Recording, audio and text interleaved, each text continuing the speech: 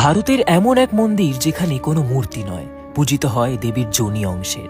Yes, I am talking about the most powerful Shaktipeeth of India, Kamakhya temple. Kalika Purana মতে সতীর দেহত্যাগের পর দেবীর যোনি অংশ পতিত হয়েছিল এই নীলাচল পর্বতের ওপর।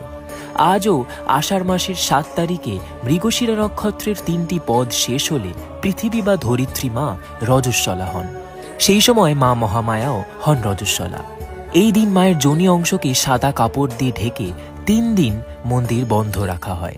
3 দিন পর মন্দির খুললে দেখা যায় সেই সাদা কাপড় লাল হয়ে উঠেছে, যা তারপর ভক্তদের মধ্যে প্রসাদ রূপে বিতরণ করা হয়। কামাখ্যা মায়ের গর্ভগৃহে রয়েছে মূল 3টি যোনি, যেখানে পূজিত হন দেবী ত্রিপুরা সুন্দরী, মা মাতঙ্গী এবং দেবী কমলা। মায়ের এই মেনস্ট্রুয়েশন সাইকেলকে উদযাপন করতে আয়োজন করা হয় আম্বুবাচী মেলা। আজও শোনা যায় এই 4টে দিন ব্রহ্মপুত্র নদীর জল গাঢ় লাল হয়।